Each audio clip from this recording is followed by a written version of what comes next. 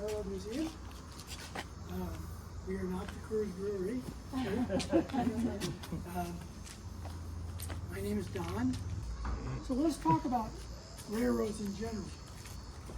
Let's talk about this track. As we walk around, you're going to see a track that looks like there's sort of three rails. What's the deal here? The outer rail and this outer rail are what are called standard gauge. This is the standard size that's used all throughout the United States, except in the special case of narrow gauge, like you see here. Standard gauge all over the United States. Anybody know how big it is? 52? 56. You're close. 56 and a half. Ooh. Half inch. Very Oh, good. Yeah. son of a 4 foot 8.5.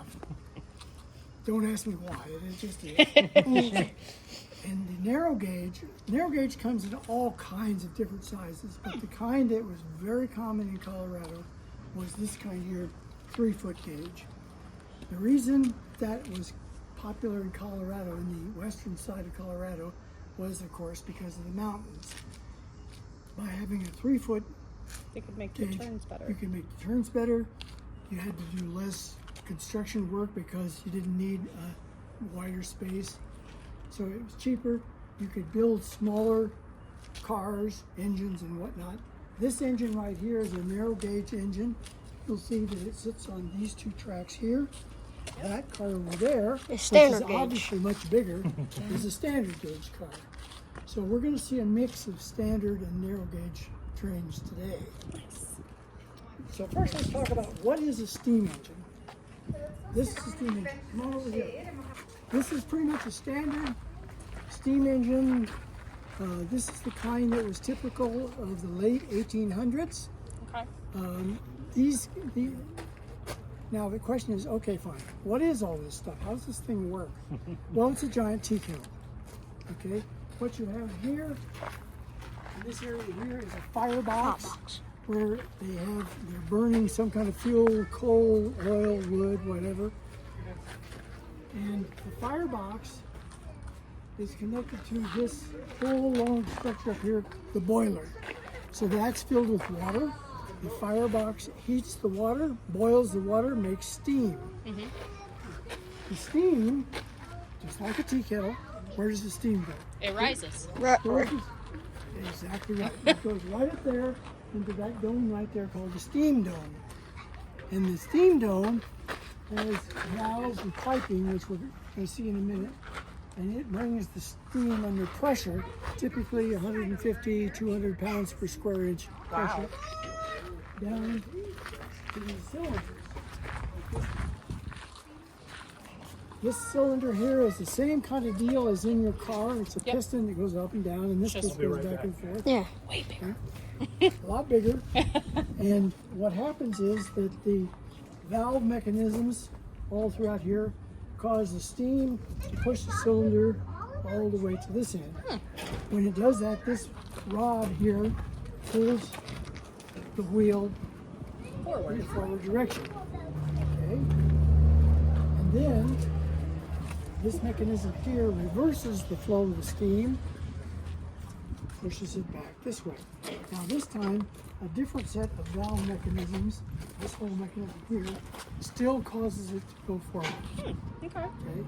However, from the cab there, the engineer can work a lever which causes this whole mechanism right here to change its position, and you can make it such that the wheels turn backwards. So the engine can go forwards or backwards, depending upon what's going on here.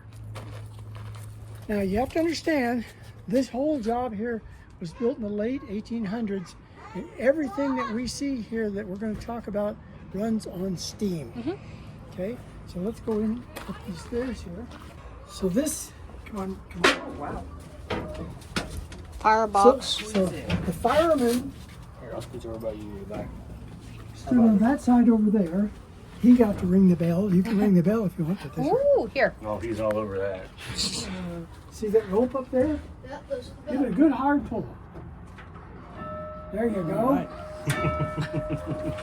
So, what does this thing need? Well, it needs two things. It needs water for the boiler, and it needs some kind of fuel. So this particular engine had coal in here, and the fireman, that guy over there, with a shovel, would take a shovelful of coal and throw it into the firebox right there. So his job was to keep the right amount of flame in that firebox going, and we looked at some gauges that are over on that side to keep the water level in there at an appropriate amount. Not too much, not too little water. You get too little water in there or too much fire, this whole thing will explode. Ooh, that's not cool. Not good. The engineer stood on this side, and he worked these levers here. See that big one on the floor down there? It's called the Johnson bar. Very good. Exactly right. You win the prize. Yep. That's the lever that changed that gizmo to make it go forward or reverse. And all these other valves and gauges and whatnot controlled the flow of steam to those steam cylinders. On a typical day, the fireman would shovel 5 tons of coal for Wow. a typical route. I was a conductor on the steam train at Dollywood in Tennessee, and the fireman there, 5 tons every day. And let me tell you, it is hot, standing right where you're standing right now. So let's come out this way and we'll show you some more. And then you got an armrest. Yeah. So you can lean up. Big boy has that too. Big boy has got a whole lot more than this. Oh yeah.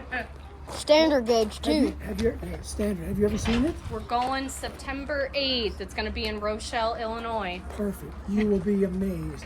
It's more than twice as big Yeah. as this. We've seen There's some. one in Omaha on display, and then there's Yeah. one. The one that's headquartered in Cheyenne actually works. That's the one. that Yeah, is- 4014, but there's another one in a auto museum, and we were like, why is this thing The- so the- big? The Ford Museum. Down Yes, yes, got yes. the- Yep, The one that you're going to see is the only yes. one that works. Yep. It used to be out in Pomona, California, at their railroad museum. Oh, yeah. And this Union Pacific made a deal with them and brought it here. Spent 5 years renovating it, Wow. and now it runs. And anytime people know that the big boy is running, crowds. go. Yes, yeah. Is that the one that goes up to Cheyenne every year? Yes. Okay. Yeah. Awesome. No, I've seen it go by. It weighs 1.2 million pounds. Oh my God. Essentially, what it is 2 engines in one. Yeah.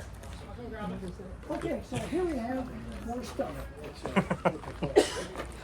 Okay, so the first thing you with that brass on the top It's the whistle. is the whistle. It runs on steam. Oh, What a surprise.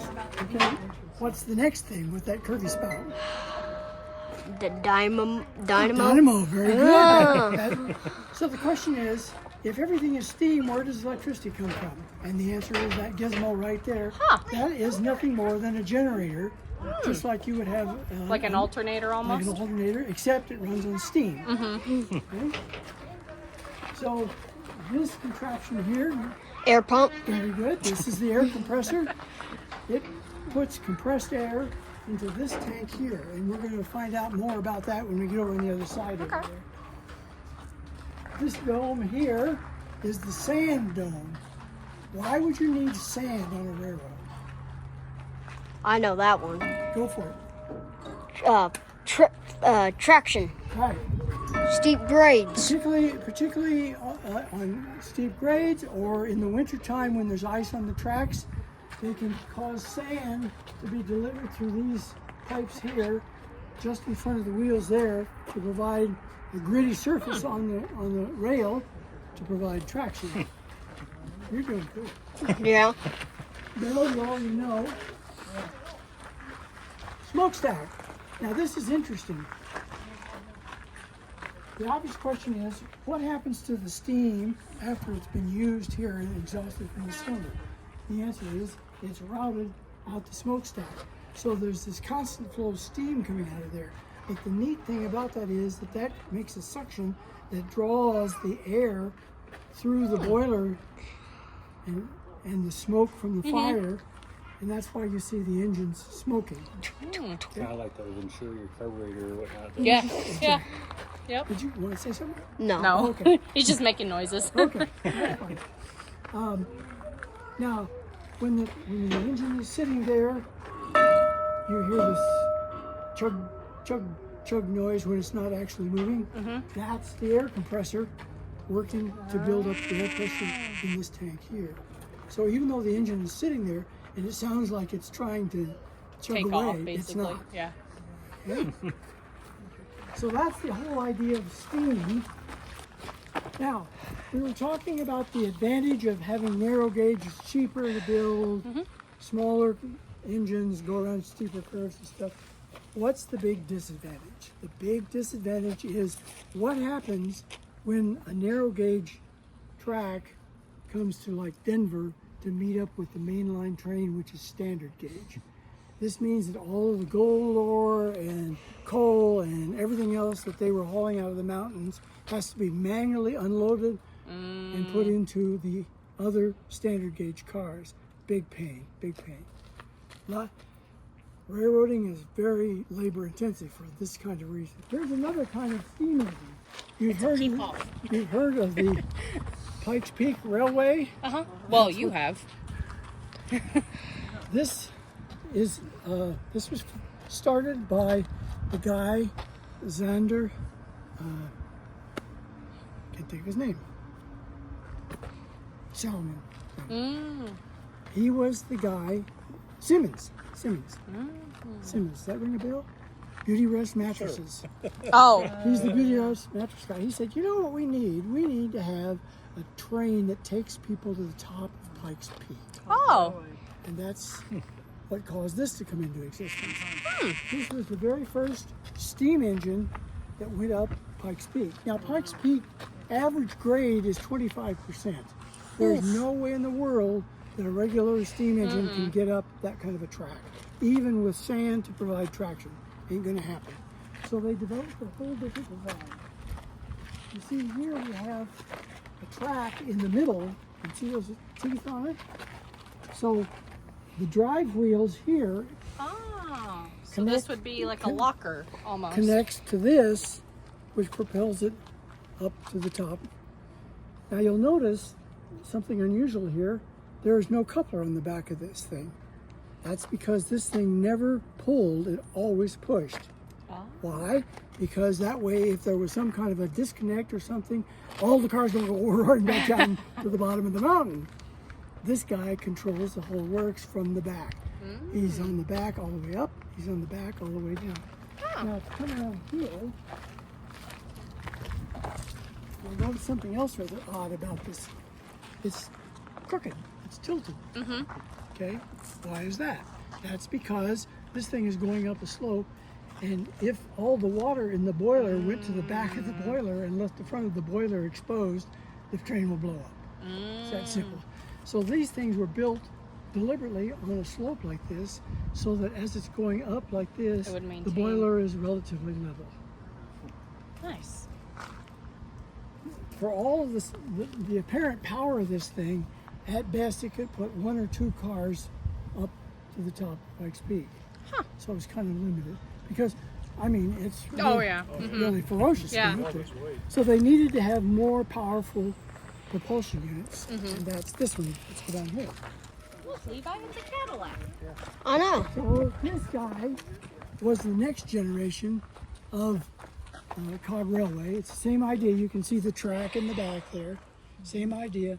But instead of having a separate engine, the power was built right into the car on the front there. You can see all those gadgets there. And it was a real live diesel engine out of a Cadillac.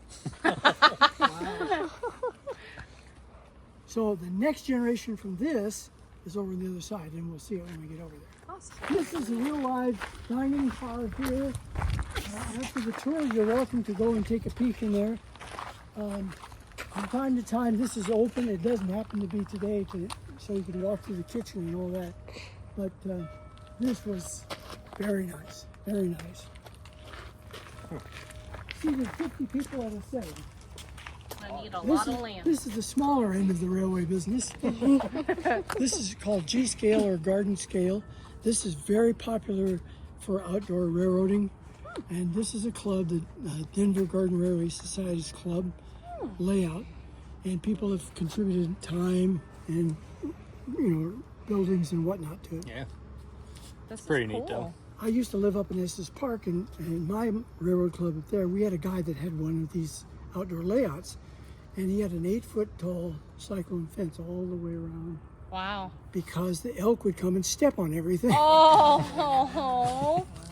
All that work. This is the Real Golden Car grunt. Monument. The various trains, California Zephyr and whatnot, went through Glenwood Canyon back in the 40s. One day, the vice president of the railroad was on this, and he said, "You know what? We need to have a way to let the passengers see the beauty of this whole canyon." And that's how this kind of thing got started. There were various and sundry experiments, but this kind of represented the epitome of the traveling Vista Vision. It was called a Vista Vision. This monument here and the car used to sit by Interstate 70 out in Glenwood Canyon, Oh. and there was a little pool out there where you could stop and see it. The problem that they had starting in about the 1970s was people were shooting the car. Oh. So finally they said, okay, that's enough.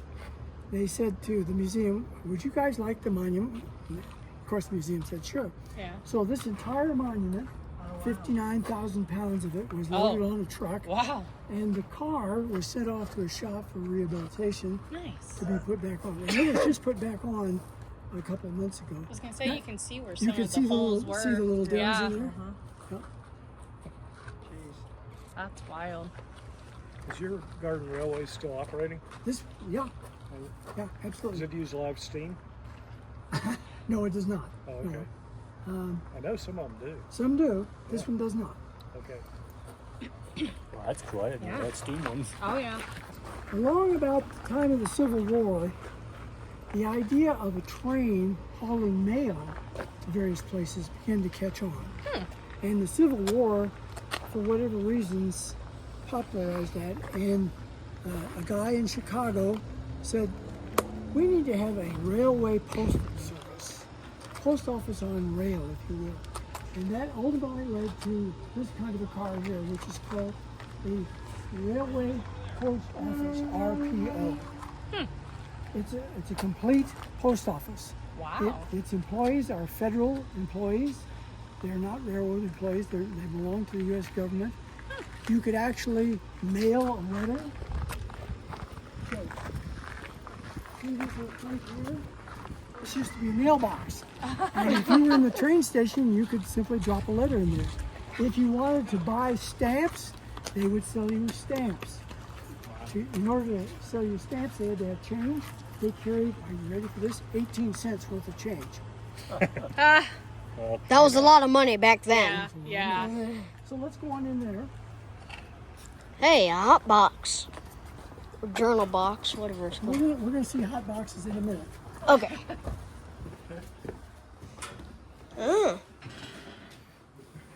Wow. So this car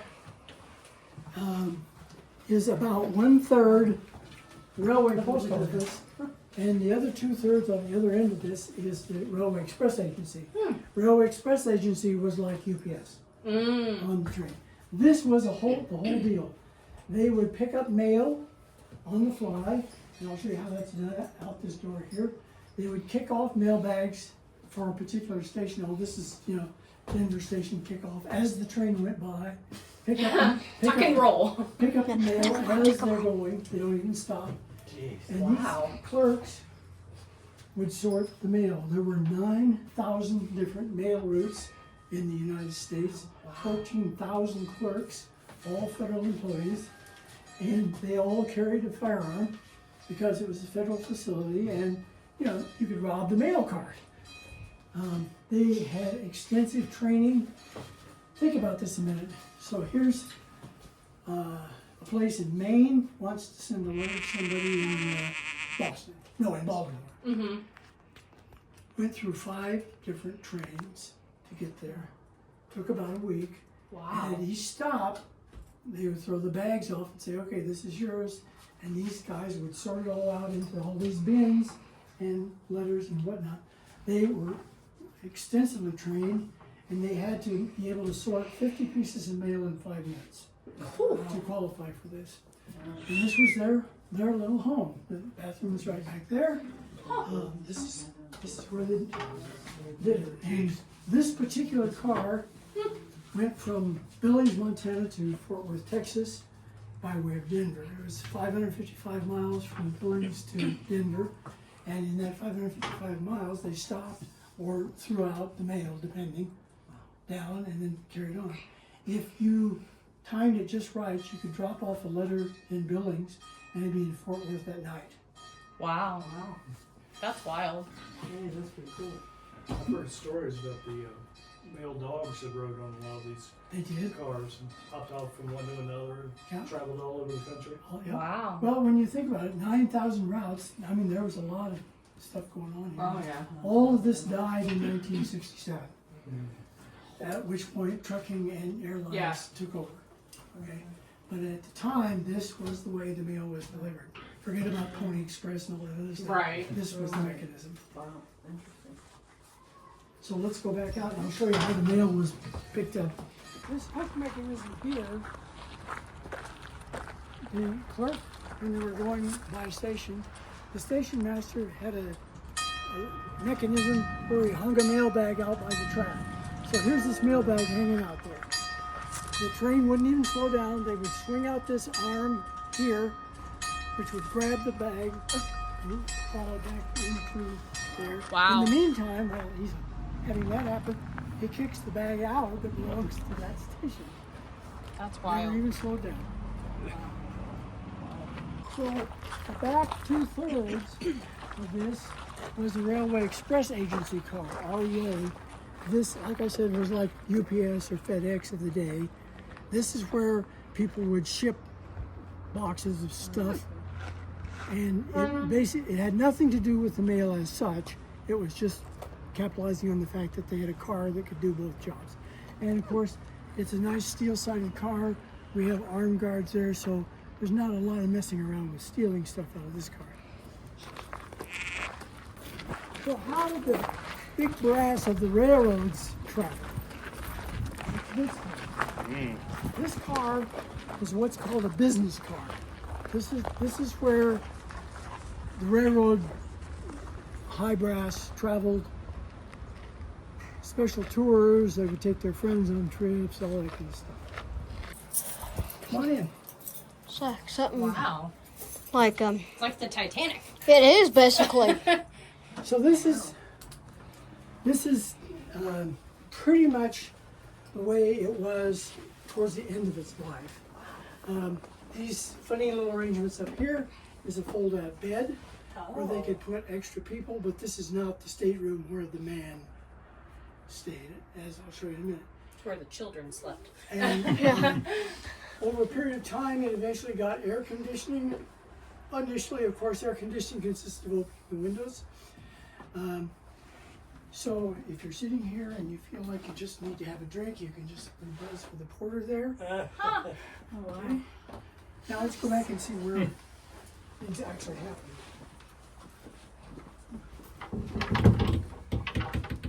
Oops, I'm in the wrong place. Wow. We're gonna have to kind of go through. Squeeze in. Oh, Ah, so here was the bathroom. master bathroom. You want to come this way? Your shower. No, he's in there. I'm right here. It's a wet bath. Yeah. Clean up real quick. Okay, so you can peek into the bathroom there. Alrighty. Jeez. Okay. Old wet bath. This is where the superintendent's stateroom was. You can see he had his own sink. He had his own toilet there, the bed. You'll see this black curtain up on the top there. I'll move down so you can see it a little better.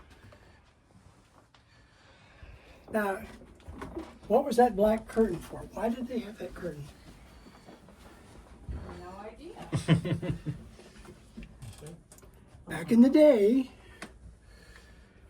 there was no air conditioning, and so when they wanted to cool the place down, if at all possible, they would open those windows, those clear story windows you see up at the top. Well, this is a steam train. That meant that soot and whatnot was coming in there, and that's what that black curtain was for, is to keep the soot from falling on the boss while he was sleeping. Couldn't have that. Couldn't have that. There's similar kind of setup here.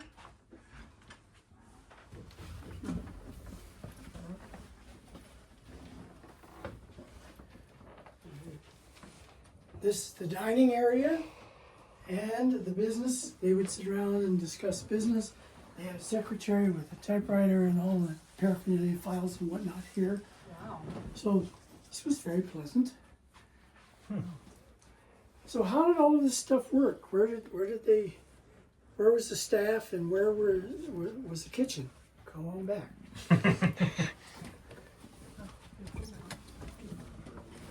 Ooh. This was the staff car or staff room. This is where the cook and the porter would hang out. Okay. Again, it's got the fold-down beds, and you're saying they look pretty small. Yes. Remember, the people were much shorter back in the day. Okay. And then finally, we had the kitchen, the galley, as it's called. Nice.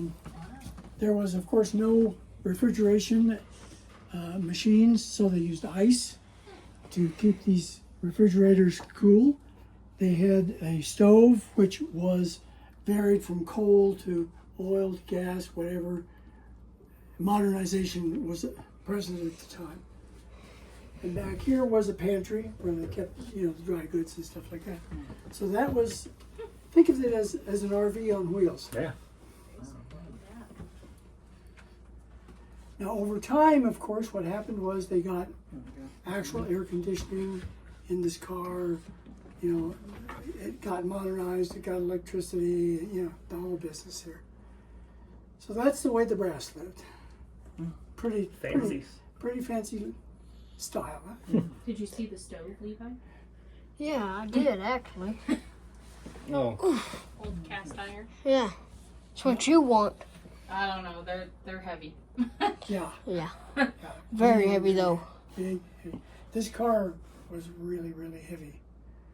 It originally was a wood-sided car, but they plated it over with steel as it got modernized. So now it's quite a bit heavier than when.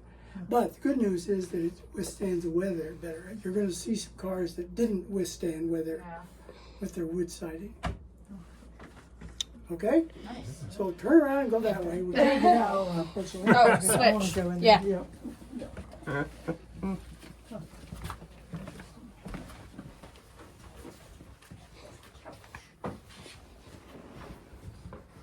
It's kind of comfy. Definitely what. Feel like Abraham Lincoln. Mm-hmm. And along here, these heaters, of course, were, surprise, surprise, powered by steam. Okay? But of course, as the air conditioner capabilities increased, then they started to be able to move away from just a straight up fan like you see right here to a more modern type of air conditioning system. The day will be coming where we can get this car air conditioned through the electrical lines that are being built. You can see construction. Oh, I got you. And Nice. eventually it'll be nice and cool in here. Yeah. Well, it's not too Hot bad days right would now. be nice. There's just no airflow. Yeah. Yeah. Nice. Yeah, want them with no more too. And you've seen endless movies where the people reach up and pull a cord like this to stop the train. That's there. Huh. Wow.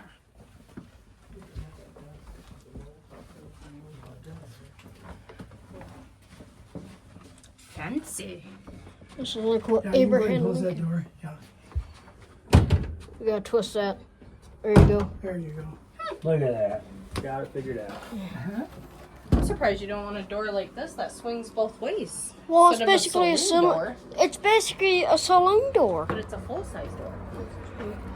Hey, Dad. Might want to take. You know what? You take the camera.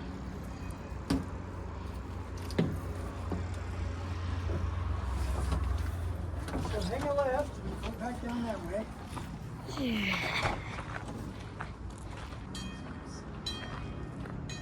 So this is a typical diesel engine. This is called a switcher.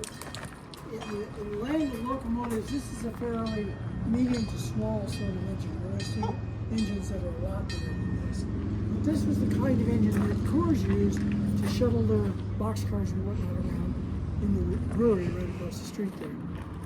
Cars that look typically like that. Refrigerator cars, initially with ice, eventually with refrigeration systems. And I went to school back in Boston back in the 60s. Coors beer was the cool beer. You know, when people would come back from Christmas vacation and they had a case of Coors beer, they were instantly popular. Came back with Smokey and the Bandit. Yeah. Typical refrigerator car.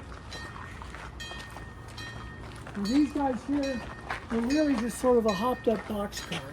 They weigh typically about 28 tons or so with all the insulation stuff. Initially they had ice that they used to cool it, but over a period of time, of course, they converted to mechanical refrigeration. This guy here did not have that kind of an air conditioner right there. You recognize that? Oh, yeah. It had its own air conditioning system, which was powered by a movement of the turbine. So it's kind of like the generators on the train cabooses when they were moving the electrical would power up. Correct, and not when it was sitting still. Yeah. I owned a caboose just exactly like that, with a belt drive mechanism on the wheels and everything like that. I have a feeling you might talk about the Lincoln pin coupler, That's the next topic. and it's on the 49. Now, if you all will go up these steps and go in there, I'm going to go around and talk about the Lincoln pin. All right. Go up and in here. All right. Heist was in this caboose. Now these are called bursts. Coal-fired stove. Don't hit your head, Dad. Yeah. Ooh. Hold that. Hold on, Hank. What are you doing? Hold What's on. that for? The hot box. Oh. Oh. A typical caboose, it's actually a renovation. This interior is the original piece, but the wheels and all the steel mechanisms are new. So the way this called the worked cupola. was, this was the office for the train. The conductor lived in this office. That was his desk right there where he did all the Handbrake. That gizmo on the second floor there is called the cupola. Oh, yeah, you know all about those. That's where they would go and sit and watch For the on hot the box. train to make sure everything was going okay. Now, we talked about hot box. Back in the day, the axles, in the late 1800s, the axle was nothing more than a rod that stuck into a hole in the wheel. And the friction generated would cause it to get very hot. And so to minimize that, the whole mechanism was packed in greasy, dirty rags. Okay? And if you didn't keep the grease and the oil up to snuff, that heat would cause those rags to catch fire, and that whole mechanism would become inflamed. That was called a hot box. And a hot box exists even today, although the whole bearing mechanism is now ball bearings and all that kind of stuff. The East Palestine train wreck a couple of years back here in Ohio, that was a hot box. Oh. Okay? Huh. So this was a rest area. They had a bunk or two or three, however many. And they had a stove to keep them warm. They would sit up there and watch the train to make sure everything was going okay. That strange looking wheel sticking up there, and this one that I've got my arm on, were brake wheels. They would turn this when the train needed to stop. It would wind up a chain and cause the brakes to come together, not unlike the way a lot of car brakes, old car brakes used to work. That's not the way it works now, but it is the time. Now, here's the big problem with that. Suppose that you've got this big, huge, long train, and for whatever reason, the conductor wants the train to stop at a station or whatever. So he has to signal with a light from Up there. all the way up to the engine to Oh. stop. And then the brakemen have to jump up and turn this wheel to put the brakes on. Well, caboose is not sufficient to stop a whole train. So every single car on the train, like those black ones right over there, had a brake wheel on the top. So what happens is the brakeman would turn the wheel, make it stop, climb on top of the next car, one of those guys, turn the wheel, run down to the other end of the car, climb off onto the next car, turn the wheel all the way down the train. Can you imagine how much fun No. that is when the train is going 50 miles an Yeah. hour and it's the middle of winter? Yeah.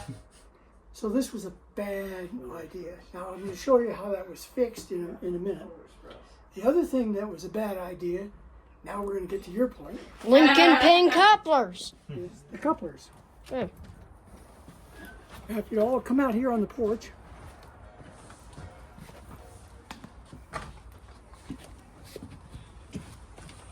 back in the late 1800s,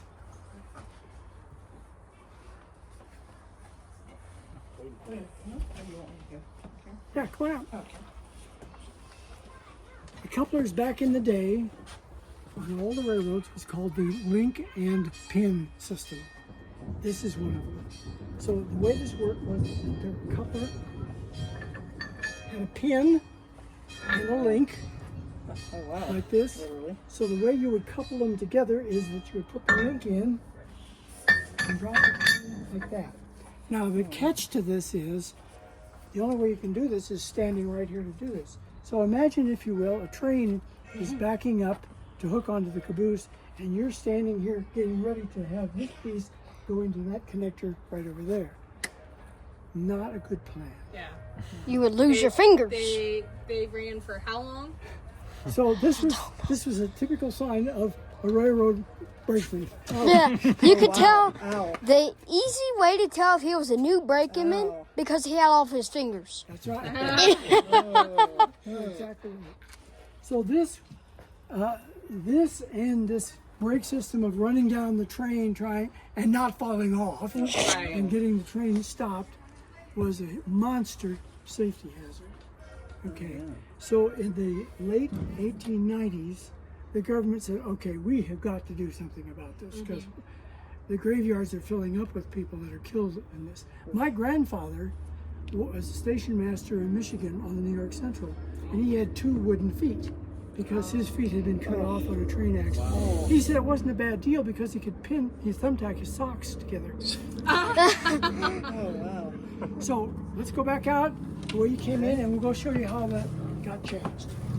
So there were 2 major improvements in the safety and reliability of the railroads, which took place in 1900. Now, of course, it didn't take place instantaneously. It took about 20 years for all the railroads to get themselves converted over. First was the coupler. This is what's called a knuckle coupler, also known as the Janney coupler.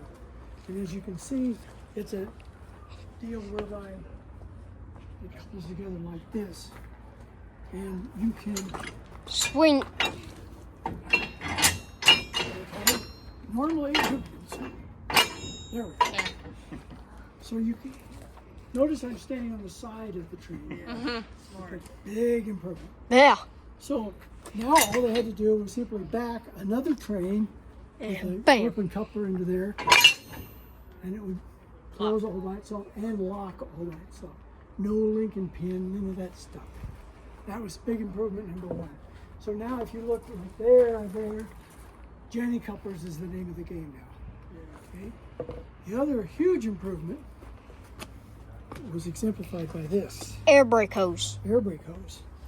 This is called a glad hand, and all railroad cars now have one of these connectors.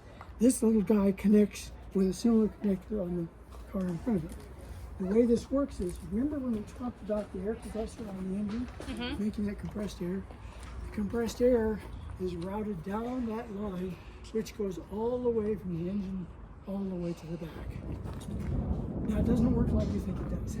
If there's pressure on the line, typically about 90 pounds per square inch, all the brakes come off. Okay, they open up.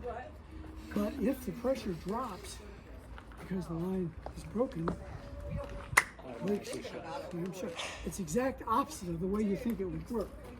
But it's a fail-safe mechanism. If the lines disconnect, the cars automatically put their brakes on. No human intervention is required, and it prevents cars from rolling down, and they call them torpedoes down the railway. And they pop. They do. Okay?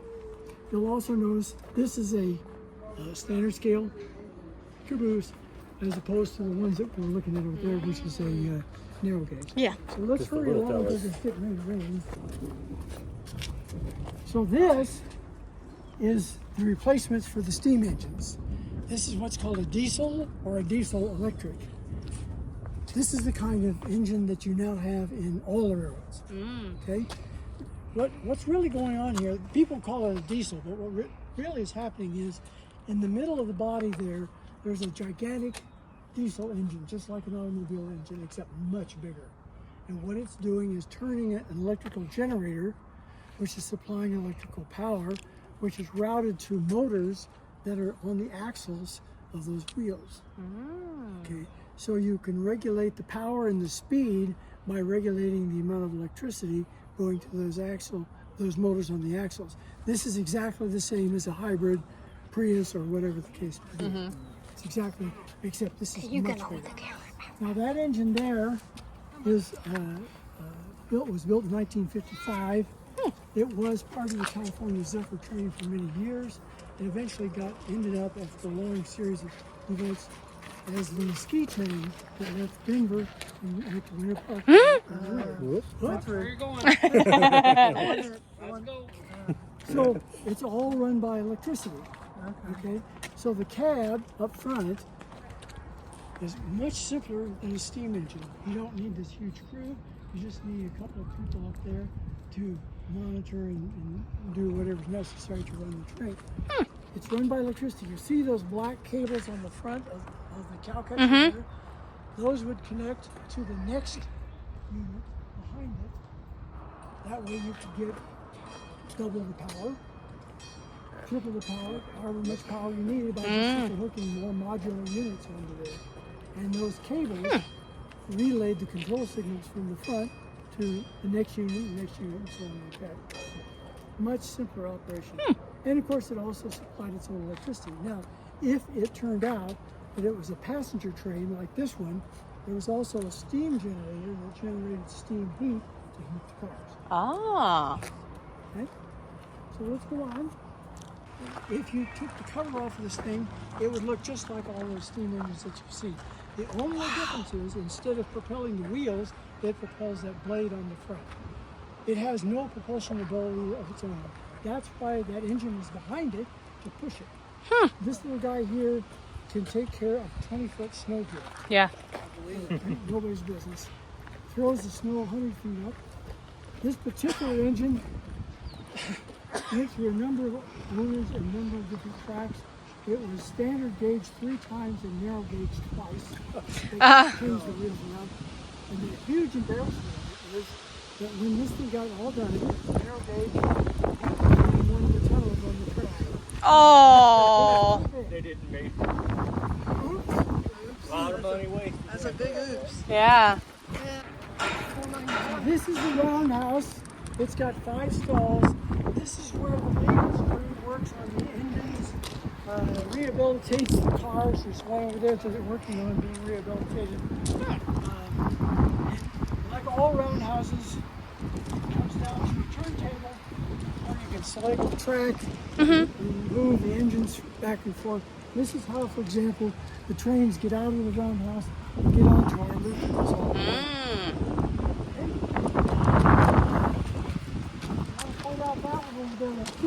The Galloping Goose. Very good. Right.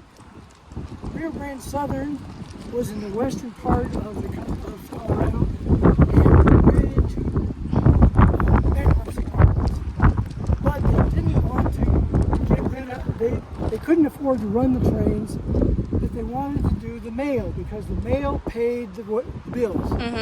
So instead of having a crew of 5 people, Yeah. what they did was they went to a junkyard in Denver, found an old junk Pierce Arrow car, took it down south, cut it in half. We're gonna head back. Yeah. I think we were probably Yeah. good. And that became the Galloping Goose. We have 3 of them. Ah. See another little one there. Yep. One here, and there's one over by the water tower. And I think we probably better put Yeah. those. Yeah.